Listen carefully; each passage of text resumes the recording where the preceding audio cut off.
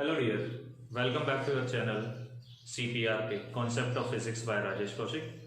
तो जैसा कि हमने लास्ट क्लास में कूलॉम्स लॉ के बारे में बात की थी, कूलॉम्स लॉ के बारे में हमने पढ़ा था।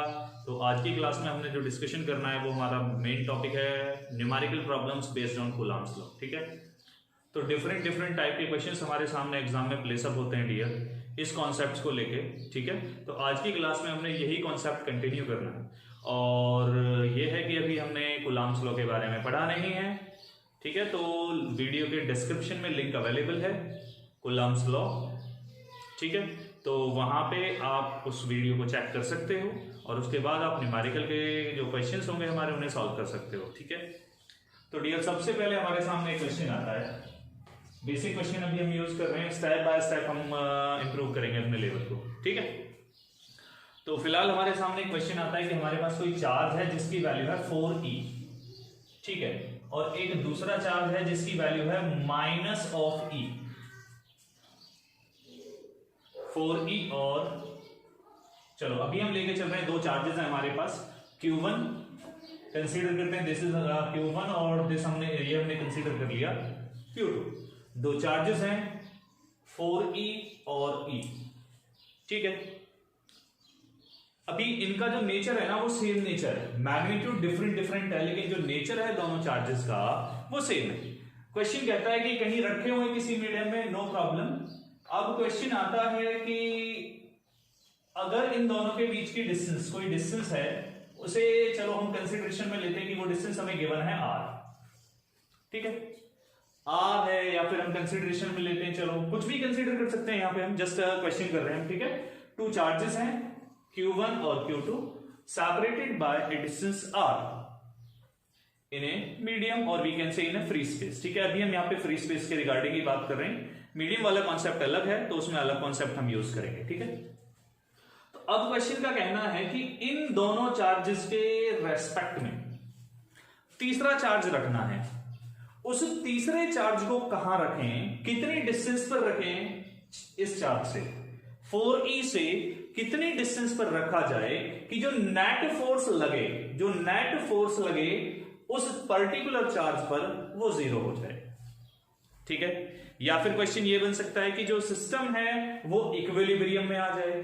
ठीक, और यहां से क्वेश्चन के अंदर हमसे वैल्यू भी पूछी जाती है, चार्ज की वैल्यू कितनी है, और फिर हमसे ये भी पूछ लिया जाएगा कि बताओ भाई यहाँ पे नेचर क्या है चार्ज का, जो चार्ज हम पर्टिकुलर चार्ज प्लेसअप कर रहे हैं। तो यहां से हमारे तीन क्वेश्चन सॉल्व होंगे एक ही साथ। सबसे पहला क्या होगा, इस 4e चार्ज से थर्ड चार्ज कहां पे रखा जाए कि जो नेट रिजल्ट है, नेट फोर्स है, वो इक्विलिब्रियम में आ जाए, पहला क्वेश्चन। और दूसरा क्वेश्चन क्या है, जो चार्ज है उसकी वैल्यू क्या है, जो चार्ज हम रख रहे हैं जिसकी हेल्प से सिस्टम इक्विलिब्रियम में आ रहा है। और तीसरा जो क्वेश्चन है वो ये है कि उस चार्ज का नेचर क्या होगा, पॉजिटिव होगा, नेगेटिव होगा। तो सबसे पहले क्वेश्चन को समझना है हमें। ठीक है, सबसे पहले देखो मैं एक छोटी सी बात बोलूंगा, वो बात आपको याद रखनी है। अगर यहां पर हमें चार्जेस जो गिवन हैं वो सेम नेचर के हैं, चार्जेस जो गिवन हैं वो सेम नेचर के हैं, तो जो थर्ड चार्ज होगा ना इन दोनों के बीच में कहीं ना कहीं आएगा। याद रखना, अगर इनका नेचर सेम है तो थर्ड चार्ज क्या होगा, इन दोनों के बीच में कहीं ना कहीं आएगा। और अगर नेचर इनके अपोजिट हैं तो जो थर्ड चार्ज होगा ऑन आइदर साइड, इसके या तो इस साइड हो सकता है या फिर इसके इस साइड होगा। अब हमें क्या पता भाई कौन सी साइड जाएगा कौन सी साइड नहीं जाएगा। तो इसके लिए बस एक छोटी सी बात है कि जिस चार्ज की वैल्यू कम होगी, जिस चार्ज का मैग्नीट्यूड कम होगा, उसके राइट हैंड साइड में या फिर उसकी तरफ हमने रखना है थर्ड चार्ज। ठीक है, चलो ये हमारा डिफरेंट क्वेश्चन हो गया। ठीक है, नेक्स्ट क्वेश्चन है। तो फिलहाल अभी जो मेरा क्वेश्चन है वो क्या है, वो मेरा क्वेश्चन है कि हमारे पास टू चार्जेस हैं 4e और e, जिनका मैग्नीट्यूड है, दोनों के बीच की डिस्टेंस r है। क्वेश्चन कहता है कि find the position where the net force of the system will be 0 and हमें क्या करना है, हमें थर्ड चार्ज रखना है वहां पर। ठीक है, और दूसरा क्या है, दूसरा हमारा है कि जो चार्ज की वैल्यू बताओ। तो सबसे पहले देखो मैंने कंसीडर किया भाई कि मैंने जो चार्ज रखा वो रखा यहां पे। ठीक है, और इस चार्ज की वैल्यू को हमने कंसीडर कर लिया, ये हमारे पास हो गया Q। ठीक है, ये पॉइंट है, इस पॉइंट को नाम देते हैं A, इस पॉइंट को नाम देते हैं O और इस पॉइंट को नाम देते हैं हम B। ठीक है, ए पॉइंट पर 4e चार्ज, बी पॉइंट पर e चार्ज, ओ पॉइंट पर जो चार्ज है उसको हमने नाम दे दिया यहां पर q, और ए से बी के बीच की जो डिस्टेंस है वो डिस्टेंस हमें कितनी गिवन है, वो डिस्टेंस हमारे पास है o। ठीक है, अब क्वेश्चन का कहना है कि भाई इसकी डिस्टेंस जो है वो क्या होगी। ठीक है, ये हो गया, इस पॉइंट को नाम दे दिया हमने o। ठीक है, तो क्वेश्चन में हमें क्या गिवन है, क्वेश्चन के अंदर हमें गिवन है AB कितना दे रखा है क्वेश्चन में, AB की जो वैल्यू है वो हमें दे रखी है r। ठीक है, चलिए स्टार्ट करते हैं। तो डियर सबसे पहले क्या करते हैं, सबसे पहले हमने कंसीडर किया भी कि कोई पॉइंट O है जिस पर नेट जो फोर्स है वो 0 आ रहा है। क्यों, इनके बीच में क्यों लिया, अभी अभी बताया था मैंने कि हमारे पास जब सेम नेचर होगा तो बीच में रखना है, अपोजिट नेचर है तो साइड में रखना है। ठीक है, तो अभी हमारे पास क्या है, सेम नेचर है, सेम नेचर है। तो यहां हमने कंसीडर किया कि ये जो डिस्टेंस है ना इस थर्ड चार्ज की, वो डिस्टेंस है a। तो हमारे पास क्या है, यहां पे कौन सा चार्ज बचेगा, यहां पे जो चार्ज बचा, यहां पे जो डिस्टेंस बची वो डिस्टेंस होगी r माइनस a। अब यहां पे नेट फोर्स 0 कैसे हो गया, अब देखो इसके लिए हम छोटा सा एक अज्यूम कर सकते हैं, एक अजम्पशन रख सकते हैं कि हमने यहां पे कंसीडर किया, देखो या तो हमें चार्ज गिवन होगा, अगर नहीं है तो हमने यूनिट पॉजिटिव चार्ज कंसीडर करना है। तो हमने कंसीडर किया कि यहां पर कोई यूनिट पॉजिटिव चार्ज रखा हुआ है, तो यूनिट पॉजिटिव चार्ज क्या करेगा, देखो ये भी पॉजिटिव नेचर, ये भी पॉजिटिव नेचर, क्या करेगा, रिपेल करेगा, रिपेल करके ये इधर की तरफ है, तो ये फोर्स हो गया F1। ये छोटा चार्ज है क्योंकि यूनिट पॉजिटिव है, और ये चार्ज पॉजिटिव है, ये भी रिपेल करके जा रहा है, ये रिपेल करके गया, तो हमारे पास ये इधर आ गया F2। तो यहां से हमें इतना तो समझ आ गया कि दो डायरेक्शन है फोर्स की, एक फोर्स F1 है, एक फोर्स F2 है, दोनों की डायरेक्शन कैसी है, एक दूसरे के जस्ट अपोजिट है। तो जिस पोजीशन पर, जिस डिस्टेंस पर F1 और F2 की वैल्यू सेम हो जाएगी, उस डिस्टेंस पर जो नेट रिजल्ट है वो 0 हो जाएगा। ये हम जानते हैं, 11th क्लास में हम पढ़ चुके हैं कि जब दो वेक्टर एक दूसरे के अपोजिट डायरेक्शन में मूव कर रहे होते हैं तो जैसे ही उनका मैग्नीट्यूड सेम होता है, जिस पोजीशन पर उनका मैग्नीट्यूड सेम होता है उस पोजीशन पर जो नेट रिजल्ट बनता है दोनों का 0 बनता है। ठीक है, तो चलिए यहां पर हम यूज करते हैं, हमने कंसीडरेशन में लिया है, क्या कंसीडरेशन में लिया, हमने कंसीडर किया भाई O से A की जो डिस्टेंस है वो स्मॉल a है, और O से B की जो डिस्टेंस है उसे कंसीडर करते हैं r माइनस b। ठीक है, आगे देखते हैं डियर क्या आता है हमारे पास। तो अब आगे काम करना है, हमने कंसीडरेशन में लिया F1 देखो अभी अभी बताया था मैंने, F1 क्या था हमारा, F1 था force on Q, force on Q due to charge 4e। तो कितना बना, कूलम्स लॉ के according K Q1 into Q divide by distance, दो चार्जेस के बीच की डिस्टेंस, जिन दो चार्जेस के बीच में force of interaction find out कर रहे हैं उन दोनों के बीच की डिस्टेंस, और वो डिस्टेंस क्या है हमारे पास, उस डिस्टेंस के लिए हम यूज करते हैं यहां पर OA। ठीक है, वैल्यू ले सकते हो K Q1 देखो कितना है हमारा, Q1 की जो वैल्यू है वो है 4e इंटू Q, ये हमने कंसीडर किया है, और यहां पे क्या है OA स्क्वायर, OA की वैल्यू A है तो हमने यूज किया यहां पर A स्क्वायर। ठीक है, अब ऐसे क्या करना है, F2 की वैल्यू कैलकुलेट करोगे, F2 कितना आता है, F2 हमारे पास क्या है, F2 मैंने अभी अभी आपको बताया था Q2 की वजह से इस चार्ज पर लगने वाला नेट फोर्स, तो कितना बना K Q2 Q divide bye O B square. तो यहां से देखो K as it is, Q2 की जगह E आता है हमारे पास, Q डिवाइड बाय OB कितना है, जरा OB को अगर हम चेक करते हैं तो ये बनता है r माइनस a का होल स्क्वायर। कंप्लीट हुआ इतना करने के बाद क्या होगा, देखो अभी अभी मैंने बताया था नेट फोर्स 0 की बात कर रहे हैं, मतलब दो फोर्सेस हो गए और एक पर्टिकुलर पोजीशन आएगी जिस पोजीशन पर दोनों की जो वैल्यू है, दोनों का जो मैग्नीट्यूड है वो सेम हो चुका है। ठीक है, तो यहां पर हमारे पास क्या है, जब दोनों का मैग्नीट्यूड सेम होता है तो हम रखते हैं as F1 is equal to F2। Question ने खुद ने बोला है भाई इक्विलिब्रियम है, नेट फोर्स 0 है, इक्विलिब्रियम है, नेट फोर्स 0 है, तो सीधा सीधा हमें क्या पता चला, सीधा सीधा हमें पता चलता है कि दोनों जो फोर्सेस हैं वो बराबर हैं। वैल्यू प्लेस अप करो, K 4e into Q divide by a square equal to K E into Q divide by r माइनस a होल स्क्वायर। ठीक है, यहां से देखो K से K कैंसिल आउट हो गया, Q मर गया, E से E मर गया, यहां पर क्या बचा हमारे पास, यहां पर जो रिजल्ट बचता है ये बचता है 4 डिवाइड बाय a स्क्वायर, और इधर हमारे पास क्या बच रहा है, इधर जो रिजल्ट बच रहा है वो बच रहा है हमारा 1 डिवाइड बाय r माइनस a होल स्क्वायर। ठीक है, अब क्या करना है, अरेंज करना है, पहले हम क्या करते हैं, पहले स्क्वायर रूट लेते हैं, स्क्वायर रूट लेते हैं तो ये बनता है 2 बाय a, इधर क्या बना अब हमारे पास, ये बना 1 बाय r माइनस a, क्रॉस मल्टीप्लीकेशन करते हैं तो 2r minus 2a is equal to a। जब ए वाला जो पोर्शन है वो एक साइड कर लो और आर वाला जो पोर्शन है वो एक साइड हो जाएगा, तो हमारे पास जो रिजल्ट बनता है वो बनता है 3a is equal to 2r। तो डियर ए बन गया हमारे पास 2r डिवाइड बाय 3।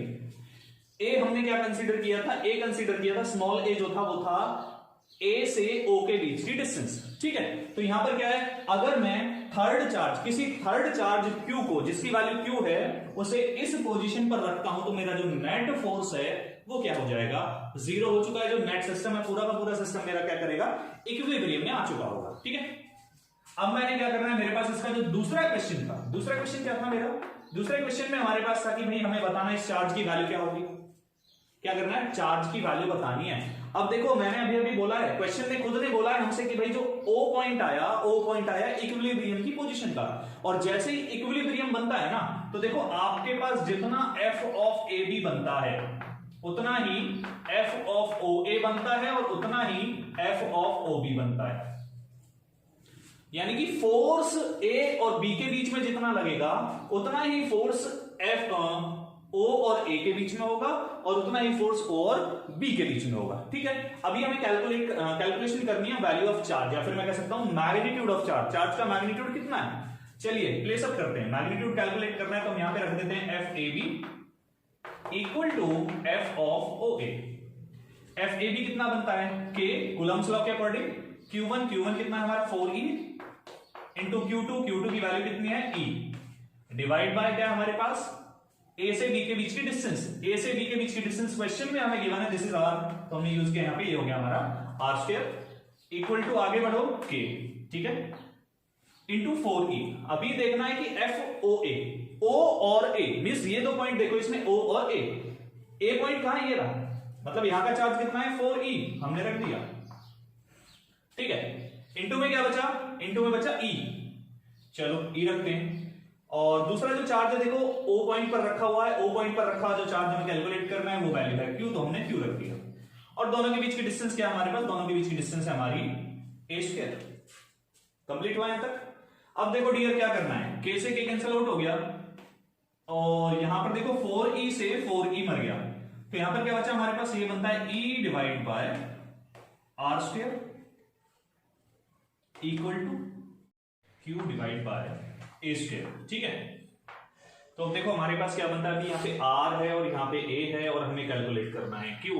तो A की वैल्यू अभी थोड़ी देर पहले हमने कैलकुलेट की थी, तो A की वैल्यू को प्लेसअप करो यहाँ पे, E divide by R square, E divide by R square is equal to Q divide by A square, और A की जगह हमारे पास क्या है 2R डिवाइड बाय 3 का स्क्वायर, ठीक है। तो अब आप जब इसे अरेंज करोगे तो देखो क्या बना, ये हमारे पास बना 3 कह रहा हूं E divide by R square is equal to 9Q divide by 4R square.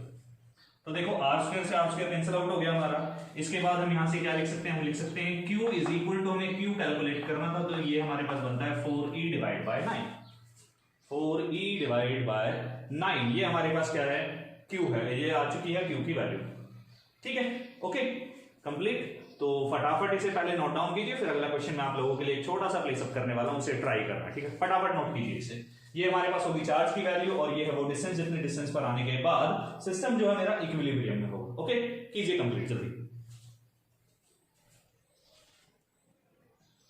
चलिए कैमरा थोड़ा एडजस्ट करते हैं, हाँ अरे अब ठीक है, ठीक है। चलिए फटाफट नोट डाउन कीजिए इसे। हो गया, चलिए रफ करते हैं फिर, चलिए रफ करते हैं, ठीक है। इस क्वेश्चन को अभी रफ कर रहा हूं मैं, और यहां पर हमसे अगर मैग्नीट्यूड तो देखो इतना होगा, मैग्नीट्यूड इतना होगा, डिस्टेंस ये होगी, और अगर नेचर के बारे में पूछेगा दोनों चार्जेस कैसे हैं, भाई मेरे पास पॉजिटिव है तो यहाँ पे मेरी चॉइस है। अगर मैं पॉजिटिव चार्ज रखूंगा तो फोर्सेस की जो डायरेक्शन है ये होंगी, अगर मैं नेगेटिव चार्ज रखूंगा तो फोर्सेस की जो डायरेक्शन है वो रिवर्स हो जाएंगे, मींस जिस डायरेक्शन में F1 है उस डायरेक्शन में F2 होगा, और जिस डायरेक्शन में F2 है उस डायरेक्शन में F1 होगा हमारे पास। ओके तो ये होगा हमारे पास। तो चलिए इस क्वेश्चन को रफ करते हैं, नेक्स्ट क्वेश्चन हमने ट्राई करना है, तो आप ट्राई करना उसे, ठीक है।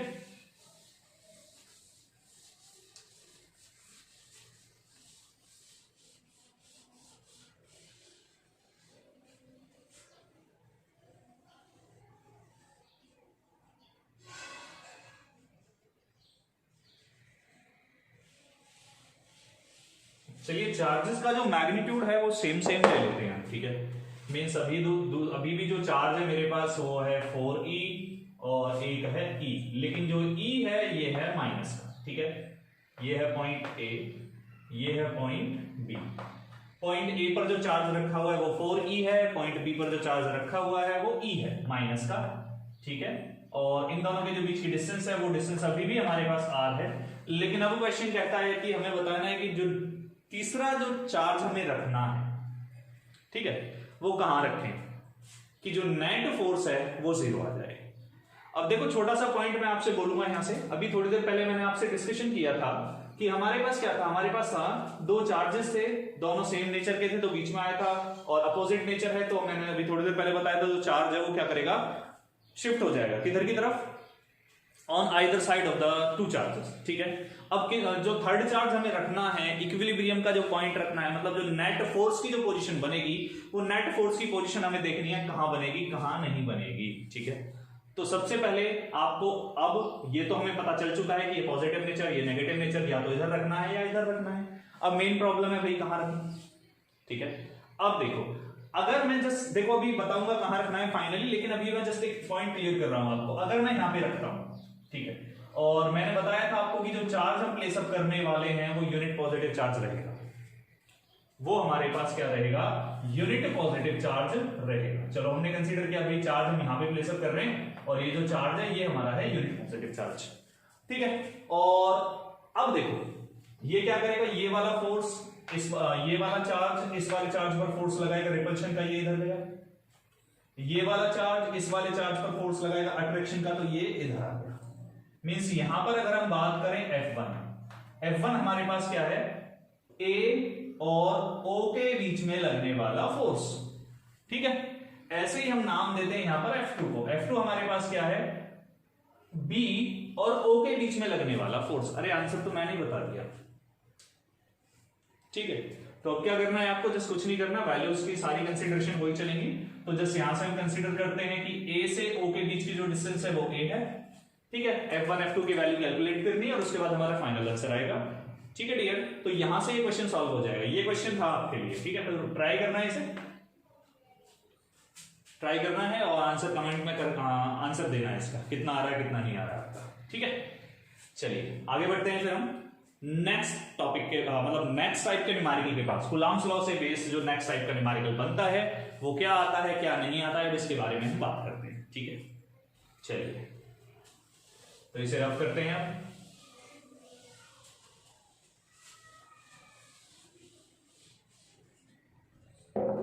अब हमारे पास जो नेक्स्ट क्वेश्चन आता है वो नेक्स्ट क्वेश्चन है क्वेश्चन नंबर 2 हम कर चुके हैं, तो क्वेश्चन नंबर 3 है हमारे सामने, ठीक। ये क्या कहता है क्या नहीं क्या कहता है, चलो पहले क्वेश्चन की स्टेटमेंट मैं क्लियर करता हूं, उसके बाद मैं थोड़ा सॉल्यूशन की तरफ आगे बढ़ूंगा, ठीक है। क्वेश्चन का कहना है कि हमारे पास दो चार्ज बॉल है, ठीक है, दो आइडेंटिकल चार्ज बॉल, और दोनों कुछ इस तरह से एक स्ट्रिंग की हेल्प से बंधे हुए हैं। स्ट्रिंग है, स्ट्रिंग समझ में आता है ना, धागा यूज कर सकते हैं, ठीक है। एक बॉल हमने कंसीडर किया यहां पर है, दूसरा बॉल हमने कंसीडर किया यहां पर है, ठीक है। दोनों बॉल हैं, आइडेंटिकल हैं, दोनों का जो नेचर है वो सेम है, ठीक है। दोनों के पास जो चार्ज है वो सेम है, वैल्यू मैग्नीट्यूड साइन सब कुछ सेम है, मास दोनों का सेम, ठीक है। अब क्वेश्चन का कहना है कि अगर इस दोनों बॉल का, दोनों जो बॉल हैं हमारे पास क्या है, मास ऑफ ईच बॉल, अगर दोनों बॉल हैं हमारे पास आइडेंटिकल है, हम उनमें से दोनों में से किसी भी एक का मास अगर हम यूज करते हैं तो वो m है, ठीक है। तो अब क्वेश्चन का कहना है कि जब ये दोनों इस तरीके से हैंग आउट किए, हमने फ्रीली हैंग आउट किए, तो जैसे ही वर्टिकल एक्सिस के साथ, ये वर्टिकल एक्सिस होगी हमारी, ठीक है, तो इस पॉइंट को हमने नाम दिया O। वर्टिकल एक्सिस के साथ जैसे ही ये एंगल थीटा बनता है, ठीक है, वर्टिकल एक्सिस के साथ थीटा है, कोई भी पर्टिकुलर एंगल हो सकता है हमारे सामने, जैसे ही वर्टिकल एक्सिस के साथ एंगल थीटा बनेगा तो क्वेश्चन कहता है कि ये जो दोनों बॉल हैं, ये दोनों की दोनों बॉल इक्विलिब्रियम में आ जाती हैं।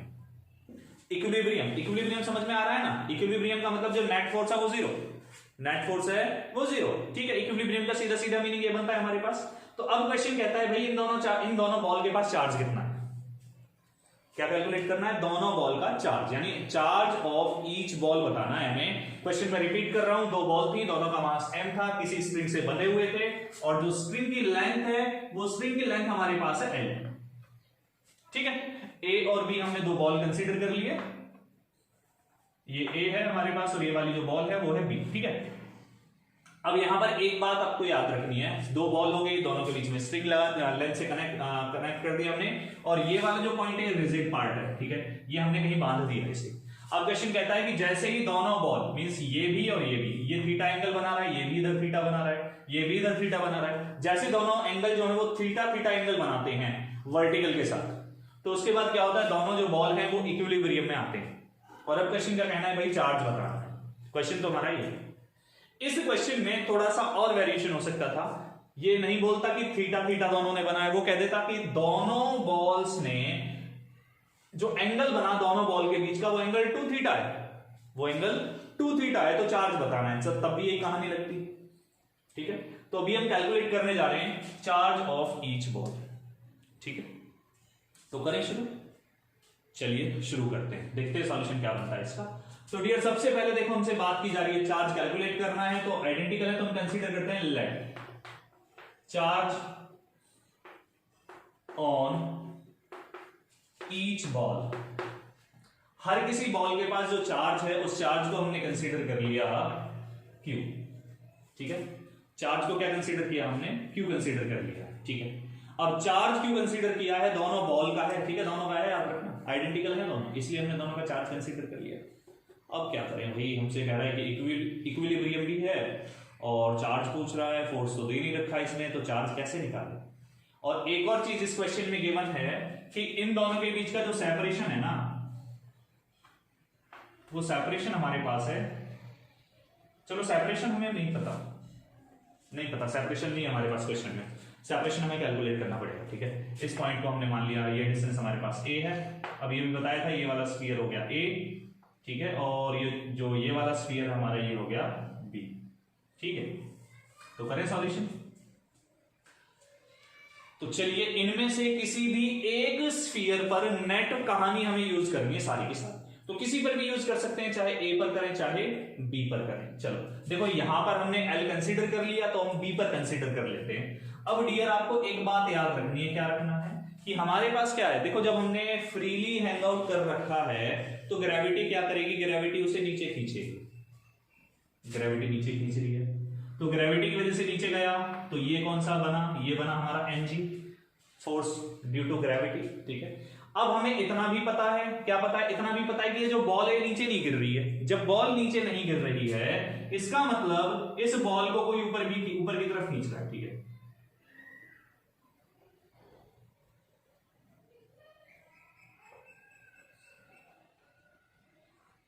अब इस बॉल को ऊपर कौन खींच रहा है भाई, हमें नहीं पता, ये तो गड़बड़ हो जाएगी, नहीं पता चलेगा। अब देखो यहां पर क्या था, यहां हमें एक बात अच्छे से पता थी कि ये जो बॉल थी एक स्ट्रिंग से बंधी हुई थी, और स्ट्रिंग ने क्या लगा रखा था, स्ट्रिंग ने लगा रखी थी टेंशन, और उस टेंशन की डायरेक्शन कहां थी, रिजिड एंड की, रिजिड पार्ट की तरफ। ठीक है, हो गया। तो देखो जितना एंगल ये है उतना ही एंगल बना हमारे पास ये, तो ये एंगल कितना हो गया, थीटा। अगर स्ट्रिंग के अंदर टेंशन लगती है T, अगर स्ट्रिंग के अंदर टेंशन लगती है T, स्ट्रिंग में तो लगेगी अपना फोर्स जो लगाएगा वो। ठीक है, तो यहां पर क्या बना हमारा, 11th क्लास में हमने पढ़ा हुआ है कि जिस एक्सिस के साथ एंगल बनता है उस पर जाता है कॉस कंपोनेंट। तो देखो T ने एंगल बना रखा है यहां पर, तो इसके पास क्या गया मेरा, ये हो गया हमारा T cos थीटा। अब दूसरा कंपोनेंट कौन सा बचा हमारा, साइन थीटा। अब साइन थीटा कहां जाएगा, साइन थीटा के लिए आपको बताया गया था, आपको आइडिया होगा, 11th क्लास में आपने पढ़ा होगा कि हमारे पास एक तो होती है जिसके साथ एंगल बनता है उसे तो हम कंसीडर कर लेते हैं हॉरिजॉन्टल, और उसके जो परपेंडिकुलर चलता है उसे हम लेते हैं वर्टिकल। ठीक है, तो इसे t cos थीटा पर परपेंडिकुलर कौन है, t cos थीटा पर परपेंडिकुलर है मेरा ये वाला पार्ट। ठीक है, ये क्या आ गया हमारा, ये आया t sin थीटा। ठीक है, t sin थीटा। चलो ये कंपोनेंट की डिवीजन हो गई कंप्लीट। ठीक है, अब एक और बात है, अब जब t sin थीटा इधर लग रहा है, क्वेश्चन को समझना, जब t sin थीटा इधर लग रहा है तो ये बॉल तो अट्रैक्ट होकर आना चाहिए, लेकिन नहीं आ रहा। क्यों नहीं आ रहा, क्योंकि इस इस बॉल पर इधर की तरफ के जितना फोर्स लग रहा है उसके अपोजिट डायरेक्शन में एक और फोर्स काम कर रहा है जिसका नाम है फोर्स ऑफ रिपल्शन, तो उसे हमने नाम दे दिया यहां पर एफ। ठीक है, अब देखो जितने फोर्स से ये टी साइन थीटा फोर्स से बॉल जो बी है, बी बॉल है वो ए की तरफ आएगा, उतना ही फोर्स एफ लग रहा है किस पर, बी पर। कौन लगा रहा है, ए, उसे दूर फेंकने के लिए। तो मतलब क्या हुआ, यहां से हमारे पास जो कहानी है अब वो हमारी थोड़ी क्लियर हो चुकी है, सारा कॉन्सेप्ट कंप्लीट है। चलो यूज करो। देखो हमारे पास क्या बनता है, अगर हम इनकी इक्वेशन बनाते हैं, इक्वेशन बनानी है, इक्वेशन बनाते हैं तो देखो हमारे पास क्या है, हमारे पास दिख रहा है एफ, एफ के अपोजिट में कौन है हमारे पास, एफ के अपोजिट में है T sine theta, T sine theta हो गया, इक्वेशन नंबर 1 कंसीडर कर लिया। ठीक है, अब देखो उसके बाद दूसरा कौन सा कंपोनेंट दिख रहा है हमें, दूसरा दिख रहा है वाई एक्सिस वाला, वाई एक्सिस में कौन जा रहा है, एक तो एम जी है और एक है cos theta, T cos theta. तो यहां पर हमारे पास क्या बना दूसरा, M G is equal to T cos theta, हो गया, इक्वेशन नंबर 2 कंप्लीट होगी। हो गया इतना, इतना करने के बाद क्या करना है, दोनों को डिवाइड कर दो भाई। क्यों डिवाइड करना है, अरे हमें टेंशन नहीं दे रखी, टेंशन जब हमारे पास है ही नहीं तो हम क्यों यूज करें, है ना। वैसी टेंशन बहुत रहती है एग्जाम की, सिलेबस की टेंशन वैसी बहुत रहती है, तो इतना टेंशन नहीं लेना है, टेंशन को रिमूव करना है। टेंशन को रिमूव करने के लिए क्या करते हैं, दोनों को डिवाइड कर दो, फ्रॉम इक्वेशन 1 and 2, 1 and 2। जैसे ही आप इक्वेशन 1 और 2 का यूज करते हो तो देखो क्या बना हमारा, ये बना f divide by mg is equal to, यहां से t से t मर गया, क्या बचा यहाँ पे, ये बचता है हमारा tan थीटा। तो यहां से हमारे पास क्या बना, f is equal to mg और उसके बाद बना हमारा tan थीटा, इसे कंसीडर कर लिया इक्वेशन नंबर 3। चलो फोर्स तो आ गया हमारे पास, फोर्स आ चुका है, अभी क्या रह गया, अब रह गया हमारे पास f। f क्या था, f को क्या बताया था मैंने, f बताया था मैंने रिपल्सिव फोर्स। कौन सा फोर्स था, रिपल्सिव फोर्स जो बॉल बी पर लग रहा था। ठीक है, तो रिपल्सिव फोर्स की वैल्यू क्या होगी हमारी, f इज इक्वल टू, देखो जी कूलम्ब्स लॉ के अकॉर्डिंग क्या था फॉर्मूला, के Q1 Q2 divide by Q1 और Q2 के बीच का डिस्टेंस, वो क्या है हमारे पास, वो बना ए बी स्क्वायर। ठीक है, तो यहां से हमारे पास क्या बना, ये रिजल्ट बन गया K Q square divide by A B square. अभी चलो के कांस्टेंट क्यू निकालना है, लेकिन ए बी जो है वो अभी भी फरार है, तो उस ए बी को अरेंज करना है। ठीक है, ए बी को कैसे अरेंज करोगे, जरा देखो डायग्राम से कुछ बन सकता है क्या ऐसा, सोचो जरा, चलो सोचो जल्दी, सोचो सोचो जल्दी, बन सकता है क्या, अरे बिल्कुल बन सकता है भाई। इस पॉइंट को नाम देते हैं हम P, ये डिस्टेंस हमारे पास है कुछ। ठीक है, देखो जितना, अगर हम डायग्राम को देखते हैं, डायग्राम हमें दिखाता है जितना OA है उतना ही OB है और AB का आधा है। तो अगर हम OA निकाल दें या OB निकाल दें तो AB बड़े आसानी से आ जाएगा। ठीक है, तो चलो अब हमें क्या करना है, OA निकालना है। देखो OA, O कहां है, ये है, यही है ना OA। ठीक है, अब देखो हमारे पास एक ट्राइंगल दिख रहा है AOP, इन ट्राइंगल AOP। अगर ट्राइंगल AOP की बात करें, देखो हमें कैलकुलेट क्या करना है भाई, ट्रिग्नोमेट्री हमारी बहुत ही अच्छी एक हेल्पफुल पार्ट प्ले करती है कि हमारे पास कहीं कोई भी वैल्यू नहीं बन रही है तो बस ये देखो और अप्लाई कर दो जो साइड निकालनी है और जो साइड पता है। ठीक है, तो इसमें भाई हमें निकालना क्या है, हमें निकालना है OA, तो हमने रखा OA डिवाइड बाय, इसके अंदर हमें पता क्या है, जरा चेक करो AOP के अंदर हमें क्या पता है। देखो AOP में अगर हम देखें, A से O ये हो गया, O से P ये हो गया और A से P ये हो गया, मींस AP जो है वो क्वेश्चन में खुद गिवन है, क्वेश्चन में हमें दिया है कि AP की जो वैल्यू है वो कितनी है, L।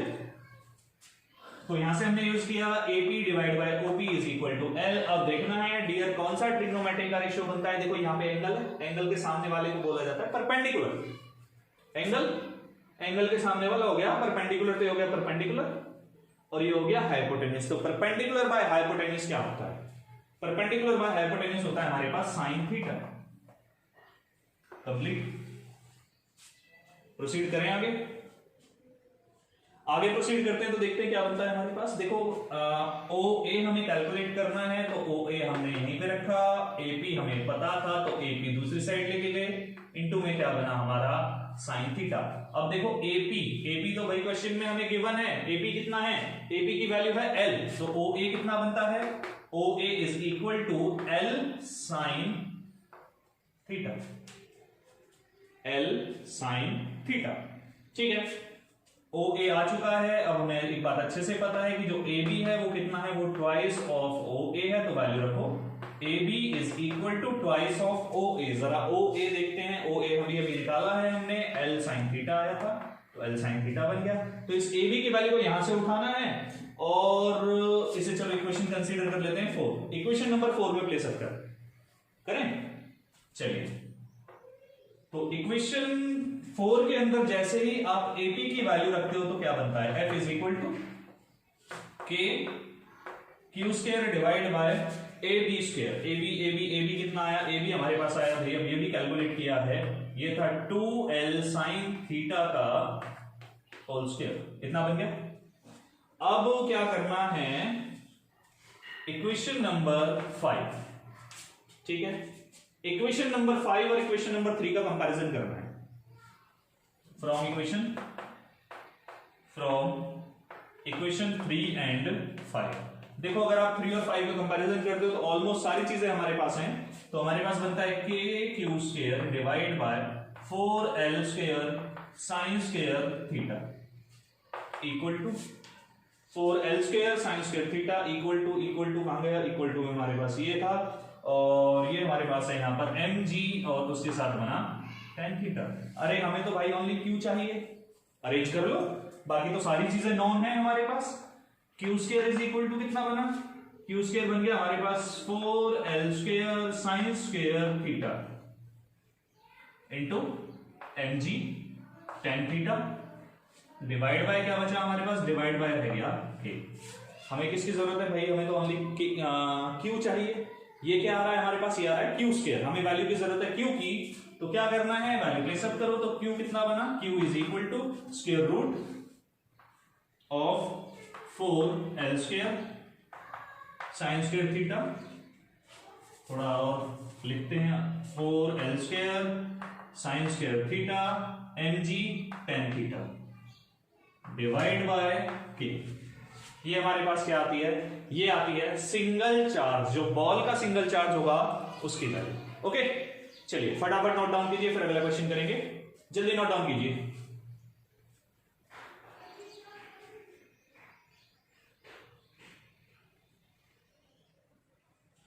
हो गया, कीजिए, नोट डाउन करो जल्दी से।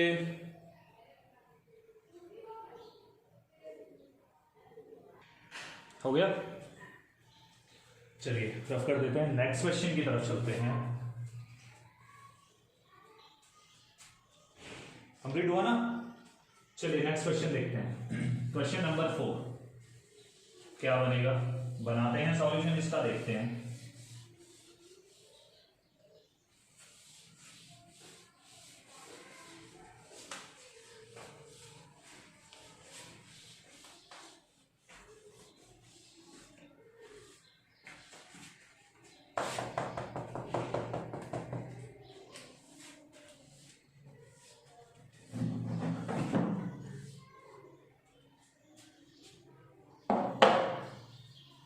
चलिए, तो नेक्स्ट क्वेश्चन आता है हमारे पास ट्रायंगल का। ट्रायंगल का आता है, क्या आता है देखते हैं, क्या बनता है क्या नहीं बनता। चलिए स्टार्ट करें, चलिए स्टार्ट करते हैं। तो क्वेश्चन हमारे पास कुछ ऐसा है कि हमारे पास कोई इक्विलेटरल ट्रायंगल है, ठीक है, क्या है, कोई इक्विलेटरल ट्रायंगल। इक्विलेटरल ट्रायंगल तो क्लियर है ना, क्या होता है सबको। चलिए, तो इक्विलेटरल ट्रायंगल है और क्वेश्चन का कहना है भाई कि इस ट्रायंगल के हर किसी कॉर्नर पर कोई चार्ज रखा हुआ है और उस चार्ज की वैल्यू है Q। चलिए Q रख दिया, और इस इक्विलेटरल ट्रायंगल की जो साइड है ना, वो साइड हमारे पास है L, ठीक। तो अगर हम नाम दें इन्हें, ये हो गया A, ये हो गया B, ये हो गया C। AB क्वेश्चन नंबर 4, ठीक है, AB equal to BC equal to AC। ये सारी की सारी जो वैल्यूज हैं वो कितनी हमारे पास है, क्यों, क्योंकि इक्विलेटरल ट्रायंगल है तो वैल्यू तो सेम ही रहेगी, ठीक है। अब क्वेश्चन का कहना है कि इसके सेंटर पर नेट जो फोर्स है वो कितना होगा ये बताना है, ठीक है। चलिए सेंटर पर निकालते हैं, सेंटर ढूंढते हैं पहले भाई। चलिए सेंटर ढूंढते हैं धीरे धीरे 1 बाय 1। तो हमारे पास जो सेंटर की कहानी है वो हमें मिल चुका है सेंटर, ठीक है। तो इसका जो सेंटर बनेगा वो सेंटर हमारे पास बना है, ओके। चलिए तो अब देखते हैं। अब एक बात आपको याद रखनी है कि या तो हमसे बोले कि इतना चार्ज वहां रखना है, उस पर लगने वाला फोर्स बताना है। अगर क्वेश्चन ऐसा नहीं बोलता है, वो कह रहा है कि भाई किसी पर्टिकुलर पॉइंट पर बताना है, तो वहां पर हम क्या करते हैं, only unit positive charge consider करते हैं कि भाई कोई यूनिट पॉजिटिव चार्ज यहां पे रखा हुआ है। क्या है, कोई यूनिट पॉजिटिव चार्ज यहां पे रखा हुआ है, ठीक है। तो यहां पे हमने कंसीडर कर लिया कोई यूनिट पॉजिटिव चार्ज रखा है, ठीक है। अब चार्ज का नेचर याद रखना, कैसा रहेगा, पॉजिटिव नेचर। अब देखो ये क्या है, पॉजिटिव, ये क्या है, पॉजिटिव। पॉजिटिव पॉजिटिव करके क्या गया, ये इधर गया, इसको हमने नाम दे दिया F1। हो गया F1, F1 की डायरेक्शन आ चुकी है। अब देखो ये क्या है, पॉजिटिव, ये क्या है, यहां भी यूनिट पॉजिटिव था, तो ये भी क्या करेंगे, ये भी रिपेल कर रहा है। रिपेल करने की वजह से ये इधर गया, इसे नाम दे दिया F2, ठीक है। अब आगे बढ़ो जी, चलो F1 और F2 के बारे में बात करते हैं पहले। किसके बारे में, ओनली F1 और F2 के बारे में, ठीक है। इन दोनों का रिजल्टेंट कैलकुलेट करना है पहले। चलो कंप्लीट देखते हैं फिर। F1 F2 हो गए। अब देखो यहां पर कौन सा चार्ज है, पॉजिटिव चार्ज, यहां पर कौन सा चार्ज, पॉजिटिव चार्ज। तो ये कहां है, ये नीचे की तरफ आ गया। तो ये क्या होगा, ये जो चार्ज बना हमारा, ये चार्ज बन गया हमारे पास चार्ज कह रहा हूं, ये फोर्स बन गया F3। याद रखना F1 क्या है, F1 है फोर्स एट O। इस पॉइंट को नाम दे देते हैं O। O का मतलब है सेंटर इसका, है ना, जो सेंटर है ना हमारे पास, इस सेंटर को हमने नाम दे दिया, ठीक है। कंप्लीट हुआ। चलिए तो O पॉइंट हो गया सेंटर। तो A की वजह से O पर लगने वाला फोर्स F1 है, C की वजह से O पर लगने वाला फोर्स F2 है, और B की वजह से O पर लगने वाला फोर्स F3 है, ठीक है। तो करें शुरू, चलिए स्टार्ट करते हैं। तो अब हमसे क्वेश्चन का कहना है भाई नेट फोर्स बताना है सेंटर पर। हमारे पास क्या है, net force at the centre. ये हमारा है एम, ये हमारा है क्वेश्चन। चलिए अब देखो यहां पर हमने देखा भाई कि F1 F2 F3 इस तरह से कुछ फोर्स लग रहे हैं। तो पहले इन फोर्सेस को अरेंज करते हैं, इन फोर्सेस की वैल्यू के बारे में बात करते हैं, क्या आती है क्या नहीं आते। देखो डियर, अगर आप बात करो F1 के बारे में, F1 क्या बनेगा हमारे पास, F1 बनता है K Q इंटू 1। बताया था ना, जहां कुछ भी नहीं है, जहां बोल रहा है फोर्स निकालना, यूनिट पॉजिटिव चार्ज कंसीडर करोगे, डिवाइड बाय क्या है, डिवाइड बाय है A से O के बीच की डिस्टेंस, क्योंकि F1 जो है वो A और O के बीच में लगने वाला है, ठीक है, A और O के बीच में लगने वाला। तो यहां पर हो गया मेरे पास OA², ठीक है। और ऐसे ही अगर मैं बात करूं F2 के बारे में, F2 हमारे पास आता है KQ divide by OC²। Same procedure F3 आया हमारे पास KQ डिवाइड बाय OB², ठीक है। अब अगर आप देखोगे तो देखो O से A जितना होगा उतना ही O से C होगा, उतना ही O से B होगा। क्यों, क्योंकि O क्या है, सेंटर है। हमारे पास क्या बना, S। चलो कंसीडर करते हैं लेंथ। OA इक्वल टू है OB इक्वल टू है OC, ये सारा का सारा हमने कंसीडर किया भाई, ये वैल्यू है A। कैलकुलेट कर लेते हैं, वैसे कैलकुलेट करनी भी बता दूंगा, कैलकुलेट कैसे करनी है वैल्यू, क्योंकि जब चार्जेस अभी तो चलो हमारे पास यहाँ पे सीधा सीधा चल रहा है, लेकिन अगर वैल्यूज जो है डिफरेंट हो जाएंगी तो थोड़ी गड़बड़ हो जाएगी, तो उस टाइम पे हमें जरूरत पड़ेगी। वैल्यू बताऊंगा, ठीक है, कंप्लीट बताऊंगा। देखो आगे क्या होगा। अब हमारे पास हमने कंसिडरेशन में लिया, तो अगर हम देखते हैं हमें दिखता है कि F1 इक्वल टू F2 है इक्वल टू F3 है, और ये सब के सब किसके बराबर हैं, KQ डिवाइड बाय A², और इसे हमने कंसीडर कर लिया F। कोई वैल्यू, कोई पर्टिकुलर वैल्यू बाद में कैलकुलेट करेंगे। देखो डियर, न्यूमेरिकल सॉल्व करने के लिए सबसे छोटी और जरूरी बात ये याद रखनी है कि न्यूमेरिकल का सॉल्यूशन इस तरीके से करते चलो, इस हिसाब से करते चलो कि कैलकुलेशन ओनली कम से कम करनी पड़े, क्योंकि जितनी बार जितने टाइम न्यूमेरिकल के अंदर कैलकुलेशन करने जाओगे आंसर गलत होने के चांसेस उतने बढ़ेंगे, ठीक है। तो मैक्सिमम पॉसिबिलिटी यही रखो कि कैलकुलेशन एक बार करनी पड़े, या फिर कम से कम जितनी पॉसिबल हो सके उतना करना पड़े, ठीक है। ज्यादा से ज्यादा कैलकुलेशन नहीं करनी है, कम से कम कैलकुलेशन रखनी है सॉल्यूशन के अंदर, ठीक है। वैल्यूज आ चुकी हैं। अब मैंने देखा F1 और F2 कहां है, ये F1 इधर है और F2 की डायरेक्शन कहाँ है यहाँ पर? F1 और F2 क्या है? मेरे पास दो वेक्टर दिख रहे हैं मेरे को। क्या है? दो वेक्टर हमें दिखाई दे रहे हैं डियर। अगर हम एक बात करें यहां से, देखो दो वेक्टर हैं और दोनों के बीच का एंगल कितना है? दो वेक्टर है तो ट्रायंगल ऑफ वेक्टर एडिशन लगाना पड़ेगा, उसके लिए हमें जरूरत पड़ती है एंगल की। तो यहां पर देखो ये एंगल कितना है, कितना बनेगा? सोचो सोचो जल्दी बताओ, सोचो कितना बनेगा? मिल गया? ये एंगल बना हमारे पास 30 डिग्री। अरे क्या है, बाइसेक्टर है, सेंटर से पास हो रहा है, तो क्या करेगा? बाइसेक्टर ही तो बनेगा। बाइसेक्टर क्या करेगा? एंगल को डिवाइड कर देगा, दो पार्ट्स में डिवाइड हो गया। ये एंगल 30 बना, ये एंगल भी कितना बनेगा? 30। अरे ये 30, ये 30, कितना हो गया? 60। ट्रायंगल के इंटरनल एंगल्स का सम होता है 180। देखो 180 में से 60 तो इन्होंने ले लिया, तो ये कितना बना? ये बना हमारा 120। कितना बना? 120। अरे जब ये एंगल 120 है तो ये भी तो 120 ही रहेगा, जो हमें चाहिए। Angle between F1 and F2 हमारे पास क्या आ रहा है? Angle between F1 and F2 कितना है? ये वैल्यू हमारे पास आती है यहाँ पे 120 डिग्री। ठीक है, कंप्लीट हुआ। चलो सॉल्यूशन करते हैं। पहले F1 और F2 का रिजल्टेंट निकालते हैं, क्योंकि एक से ज्यादा वेक्टर एक ही पॉइंट पर एक्ट कर रहे हैं तो उनका रिजल्टेंट वेक्टर कैलकुलेट करना पड़ता है। ठीक है, तो अभी मैंने बात करनी है ओनली F1 और F2 के बारे में। प्लेस अप करते हैं। तो फॉर्मूला क्या था? ट्रायंगल ऑफ वेक्टर एडिशन के अकॉर्डिंग कंसीडर करते हैं F1 F2 का जो रिजल्टेंट आता है उसको नाम दे दिया F4। क्या था फॉर्मूला? याद है? नहीं है? चलो, a स्क्वायर मतलब F1 square, b square means F2 square plus 2F1 F2, और उसके बाद था cos इंटू थीटा। ये था 11th क्लास में पढ़ा हुआ है टॉपिक हम लोगों ने कि दो वेक्टर्स का रिजल्टेंट निकालना है, ट्रायंगल ऑफ वेक्टर एडिशन लगाना है, then a square plus b square plus 2ab cos theta over root. यहां से क्या बना? F4 is equal to root over.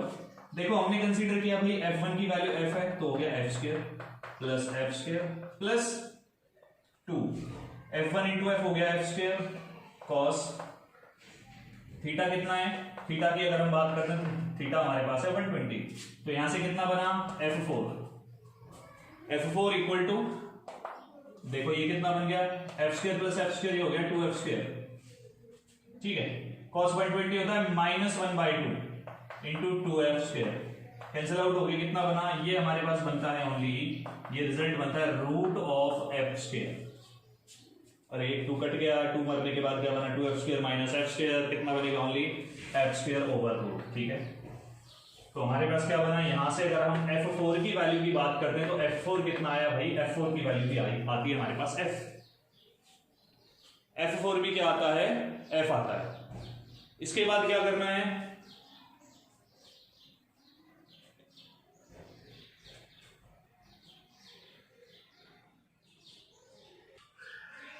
F4 आ चुका है, अब क्या करना है? अब F4 के बारे में बात करनी है। ठीक है, देखो एक बात और है, आपको 11th क्लास में एक और चीज मिली होगी, पढ़ी होगी आप लोगों ने, कि हमारे पास अगर दो वेक्टर होते हैं, उन दोनों वेक्टर्स का जो मैग्नीट्यूड होता है वो सेम सेम होता है, उन दोनों के बीच में कोई एंगल बन रहा है, तो उनका जो रिजल्टेंट होता है ना वो क्या करता है? एंगल को बाइसेक्ट करता हुआ चलता है। क्या करता है? एंगल को बाइसेक्ट करता हुआ चलता है। मतलब जो इनका रिजल्टेंट मींस F4 जो गया उसकी वैल्यू हो गई ये, सॉरी वैल्यू कह रहा हूं डायरेक्शन, F4 की डायरेक्शन हो गई अप साइड। ठीक है, अब देखो डियर हमें क्या मिलता है? हमारे पास आ रहा है एज F4 एंड F3 क्या है? Act in opposite direction. जब F4 और F3 दोनों अपोजिट डायरेक्शन में चल रहे हैं और दोनों कैसे हैं? इक्वल भी हैं एंड हैविंग सेम मैग्नीट्यूड। अगर दोनों का जो मैग्नीट्यूड है वो सेम है तो हमारे पास रिजल्ट क्या बनता है उस टाइम पे? जब मैग्नीट्यूड भी सेम हो गया, चलो जी बना लो, तो F4 equal to minus of F2। ठीक है, ये रिजल्ट आया। अब हमारे पास क्या बनता है भाई? वैल्यू रखते हैं F नेट, नेट फोर्स निकालते हैं, तो नेट फोर्स हमारे पास क्या बनता है? बना F3 प्लस F4, और ये देखो हमारे पास क्या थे? इक्वल एंड अपोजिट थे, तो यहां से हम बात करते हैं F नेट मींस जो नेट फोर्स होगा वो कितना आया? 0। कंप्लीट हुआ। तो ये था हमारा यहां से क्वेश्चन जो कैलकुलेट हमें करना था। ओके, चलिए फटाफट नोट डाउन कीजिए। अरे हाँ चलो एक बात और बता देता हूँ, इसमें याद आ गया। देखो डियर, अगर हमारे पास कैलकुलेशन करनी आए फिर कि भाई कैलकुलेशन करके लानी है, चार्जेस की वैल्यूज अलग अलग दे रखी हैं, तो हम इस OA OB या फिर OC की वैल्यू को कैसे कैलकुलेट करेंगे? OA OB या फिर OC। चलो देखो मैं बात कर रहा हूं यहां से, इस पॉइंट को नाम दे दिया मैंने D, ठीक है। मेरे को कैलकुलेट कौन करना है? मेरे को कैलकुलेट करना है भाई यहां से जस्ट मैं कंसीडर कर रहा हूं, मेरे को O से A कैलकुलेट करना है, ठीक है। तो O से A कैलकुलेट कर रहा हूं अभी मैं, इस पॉइंट को मैंने नाम दे दिया D। देखो जो D पॉइंट है, D क्या है?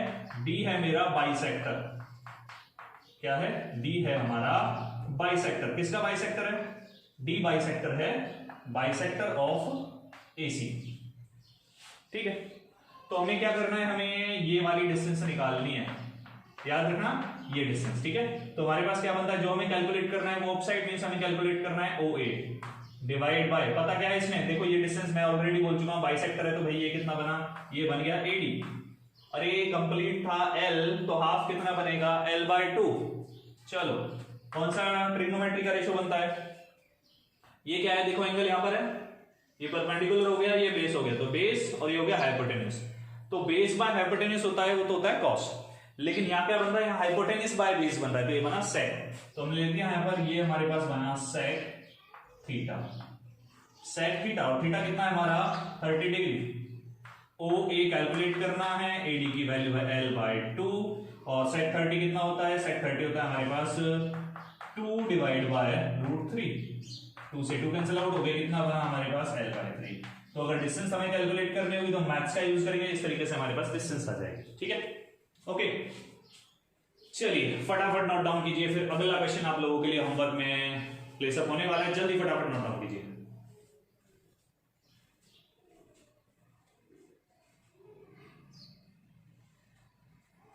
हो गया? चलिए रफ करते हैं।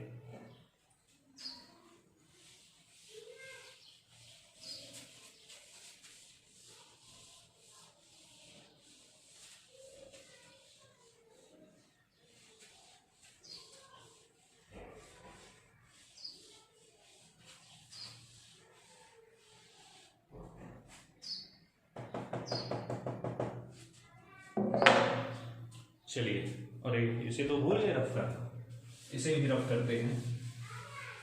अब जो क्वेश्चन है हमारा थोड़ा सा इसी से मिलता जुलता है, लेकिन आपके लिए होमवर्क है, देखते हैं क्या करोगे, ठीक है।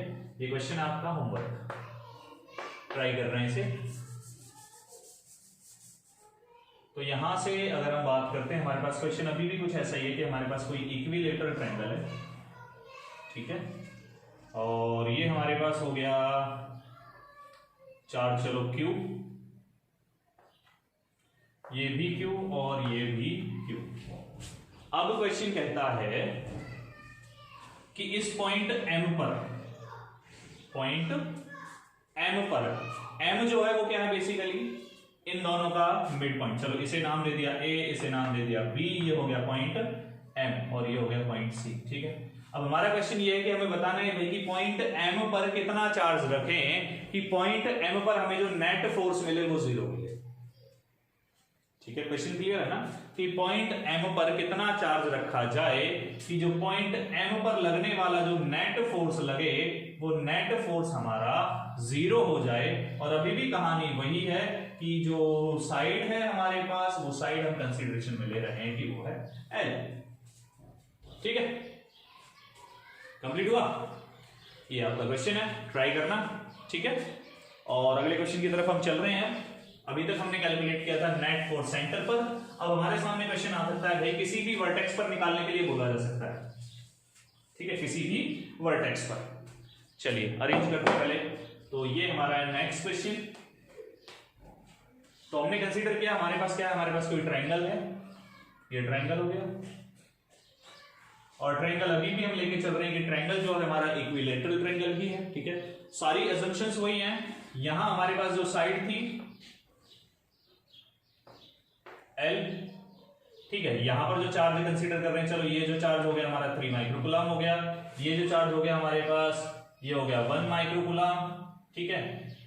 और ये जो चार्ज हो गया हमारा, इसे हमने कंसीडर कर लिया, ये चार्ज हमारा बना कितना कंसीडर करें, चलो यहाँ ले लेते हैं -1 माइक्रो कूलम और यहाँ पर ले लेते हैं हम हमारा 3 माइक्रो कूलम। ठीक है, हो गया। तो करें शुरू। तो इन्हें नाम दे देते हैं A, B और C, या फिर एक काम करते हैं सारे चार्जेस का नेचर ना पॉजिटिव ही रखते हैं। ठीक है, पॉजिटिव नेचर रखते हैं सबका, या सेम नेचर रख लेते हैं, पॉजिटिव या फिर नेगेटिव। तो ये हमारे पास हो गया यहाँ पर 2 माइक्रो कूलम। ठीक है, अब क्वेश्चन है भाई कि हमारे पास हमें बताना है नेट फोर्स। क्या बताना है? Net force at point A.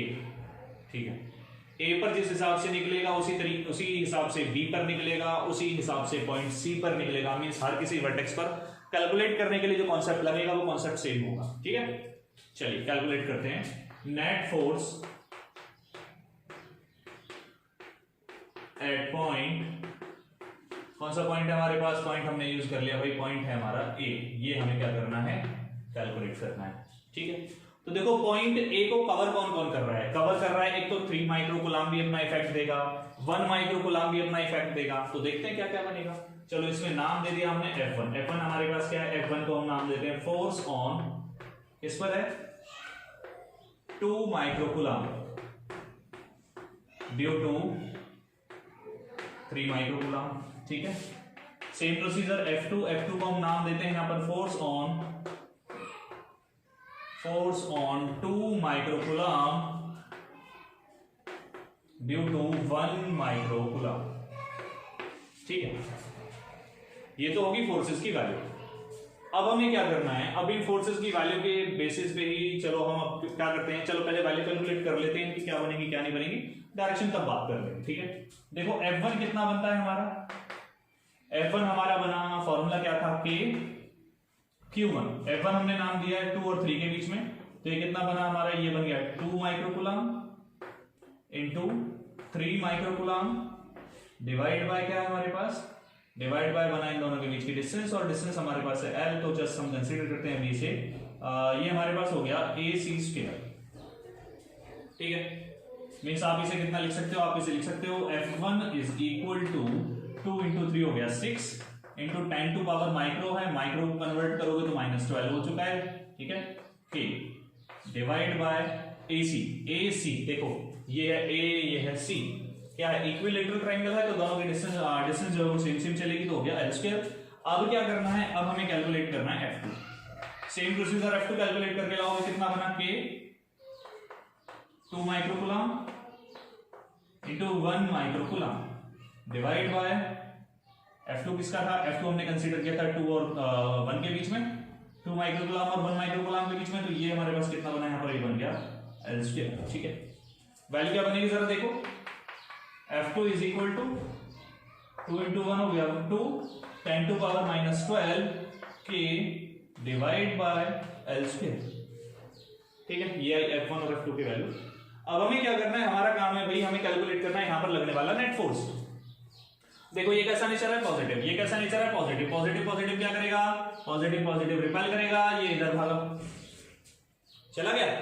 तो इस पर कितना फोर्स लगा? ये फोर्स हमारा कौन सा था? 2 और 3 के बीच में हमने लिया था F1 हो गया। अब देखो किसके बारे में अब बात करनी है? F1 के बारे में। अब देखो 2 पर जो फोर्स लग रहा है वो कौन लगा रहा है? 1 लगाएगा। 2 को क्या करेगा? 1 रिपेल करेगा। क्या करेगा? 2 को 1 रिपेल करेगा, और जैसे ही 2 को 1 रिपेल करेगा तो आपके सामने क्या बनेगा? 2 को 1 रिपेल करेगा, है ना।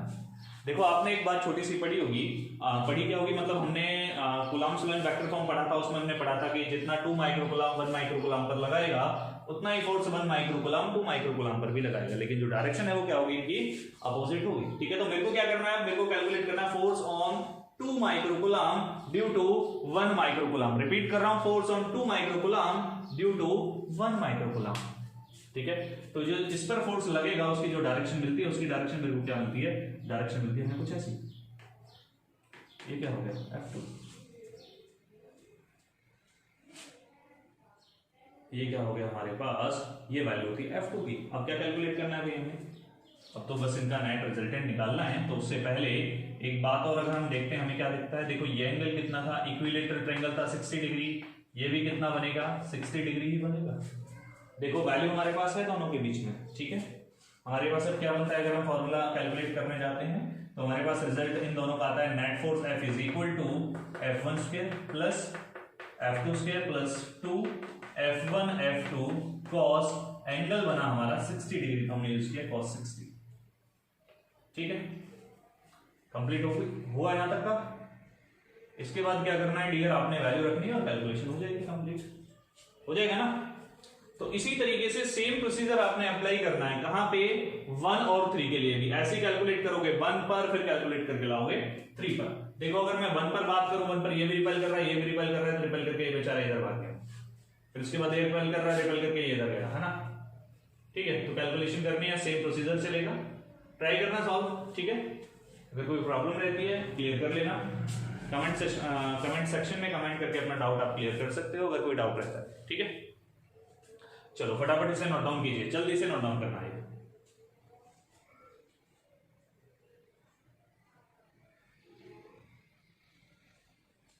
हो गया, चलिए बढ़े आगे।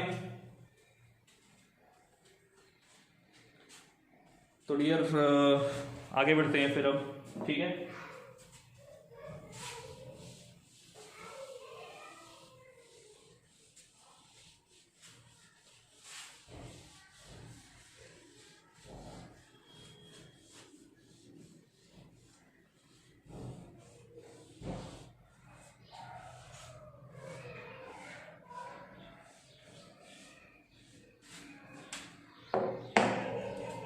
तो मिलते हैं नेक्स्ट वीडियो में, नेक्स्ट टॉपिक के साथ, नेक्स्ट कॉन्सेप्ट के साथ, ठीक है। आई होप कि आपके जो डाउट्स होंगे वो क्लियर हो रहे होंगे, आपका जो कॉन्सेप्ट है वो क्लियर चल रहा होगा। और फिर भी अगर कोई डाउट रहता है आपका तो आप कमेंट सेशन में कमेंट करके अपने डाउट को क्लियर कर सकते हो, ठीक है। मिलते हैं नेक्स्ट वीडियो में। नेक्स्ट वीडियो में हमें जो करना है वो हमारा जो नेक्स्ट टॉपिक होगा वो हम बात करने वाले हैं डाई इलेक्ट्रिक कांस्टेंट के रिगार्डिंग। तो इससे पहले आपको एक काम करना है कि ये जो टॉपिक्स हैं, ये जो क्वेश्चंस हमने किए हैं, न्यूमेरिकल्स हमने सॉल्व किए हैं, ये आपने ट्राई करने हैं, कोशिश करनी है ज़्यादा से ज़्यादा क्वेश्चन सॉल्व करने की, ठीक है। और अगर आप लोगों ने अभी कूलॉम्स लॉ को नहीं पढ़ा है, कूलॉम्स लॉ आपने डिस्कस नहीं किया है, आपका कूलॉम्स लॉ टॉपिक अभी हुआ नहीं है, then you have to go to the description link. तो वहाँ पे आपको डिस्क्रिप्शन के अंदर लिंक अवेलेबल होगी कूलॉम्स लॉ के लिए, आप वहाँ से लिंक पर क्लिक करके कूलॉम्स लॉ कर सकते हो, वहाँ से स्टडी कर सकते हो। या फिर दूसरा ऑप्शन आपके पास है कि आप अपने YouTube चैनल पर, YouTube पर अपने क्या करना है, सर्च बॉक्स में आपको यूज करना है CPR के concept of physics by Rajesh Kaushik. जैसे ही आप CPR के डालोगे तुरंत आ जाएगा सब कुछ, ठीक है। तो वहां से आप अपना ये काम कर सकते हो। Okay dear, okay bye bye, तब तक मिलते हैं नेक्स्ट वीडियो में।